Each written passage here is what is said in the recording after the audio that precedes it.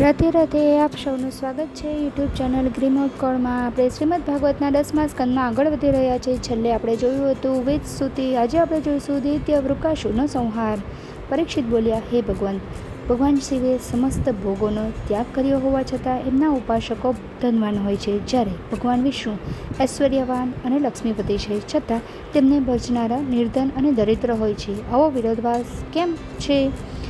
જવાબ આપતા સુખદેવજી બોલ્યા, હે રાજન, શિવ ત્રણેય ગુણોથી યુક્ત અને અહંકારના અધિષ્ઠાતા છે, અને એમનાથી જ પાંચેય કર્મેન્દ્રિયો, તત્વ અને 16 પ્રકારના વિકાર પ્રકટ થાય છે। માટે અવિકાર શિવને ભજનારો સાધક આ વસ્તુને પ્રાપ્ત કરે છે, જ્યારે ભગવાન વિષ્ણુ નિર્ગુણ અને પ્રકૃતિથી પરે છે, એટલે એમનો સાધક પણ નિર્ગુણ તત્વમાં મળી જાય છે। અશ્વમેઘ યજ્ઞ સમાપ્ત થયો ત્યારે શ્રી કૃષ્ણ યુધિષ્ઠિરને કહ્યું, હું જેની પર કૃપા કરું છું એને પહેલાં હું નિર્ધન બનાવી દઉં છું। એટલા માટે જ લોકો સંપત્તિ માટે અન્ય દેવતાઓને પૂજે છે। હે રાજન, શાપ અને વરદાનના સ્વામી બ્રહ્મા, વિષ્ણુ અને શિવ ત્રણેય મોટા દેવતા છે। શિવ બ્રહ્મા શીઘ્ર પ્રસન્ન બની જાય છે અને જલ્દી શાપ પણ આપે છે, જ્યારે વિષ્ણુ મોડી કૃપા કરે છે અને શાપ આપે તો પણ તે વરદાન બની જાય છે। આ માટેનો એક પ્રસંગ સાંભળ।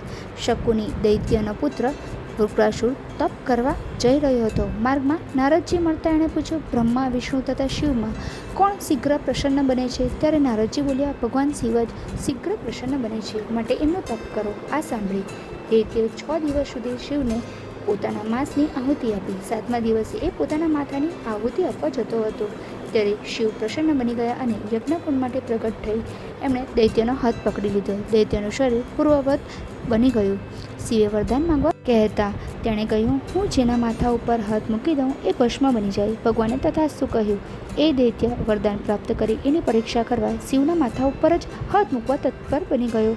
ભયભીત શિવજી બ્રહ્માંડમાં આમ તેમ નાચતા રહ્યા અને દૈત્ય એમની પાછળ દોડતો રહ્યો। અંતમાં શિવ વિષ્ણુના શરણે ગયા। શિવ ઉપર દયા કરી વિષ્ણુ બ્રહ્મચારીનું રૂપ ધારણ કરી દૈત્ય પાસે ગયા।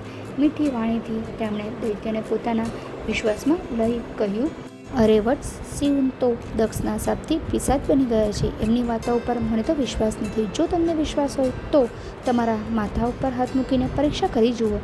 ક્યાંક એવું ન બને કે આ બહાને તે તમને ત્રિશૂલ મારીને હણી લે। વિષ્ણુના મીઠા વચનોથી દૈત્ય ભરમાઈ ગયો અને તેમણે પોતાના માથે હાથ મૂક્યો। એ સાથે જ તે પાપી બળીને ભસ્મ થઈ ગયો। આ જોઈ દેવોએ ભગવાન વિષ્ણુનો જય જયકાર બોલાવ્યો। ભગવાન શિવ પણ ભયમુક્ત થયા।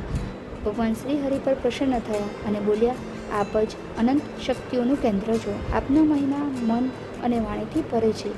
આપનો અપરાધ કરનાર ક્ષેમકુશળ રહી નહીં શકે। આ છે દૈત્ય વૃકાસુરના સંહાર નામની કથા। વૃકાસુર પાસે વરદાન તો હતું, પરંતુ તેની પાસે સાચી સમજ એટલે કે સાચી બુદ્ધિ નહોતી। બુદ્ધિ વિનાની શક્તિ વિનાશને નોતરે છે। શિવે વૃકાસુર ઉપર દયા કરીને તેને વરદાન આપ્યું, છતાં પણ તેણે શિવજી ઉપર હુમલો કરવાની કોશિશ કરી। ઉપકાર કરનારનો જ અપકાર કરે તો તે ક્યારેય સુખી થતો નથી। ભગવાન વિષ્ણુ ભલે ભક્તને ભૌતિક સંપત્તિ ન આપે, પરંતુ તે તેમને નિર્મળ બનાવીને પોતાની ભક્તિમાં લીન કરી દે છે, જે સાચું સુખ છે। આ છે સંપૂર્ણ કથાનો સાર। જો આપને આ વિડીયો પસંદ આવ્યો તો વિડીયોને લાઇક કરજો, શેર કરજો અને મારી ચેનલને સબસ્ક્રાઈબ કરવાનું ભૂલતા નહીં। ત્યાં સુધી આપ સૌને મારા જય શ્રી કૃષ્ણ।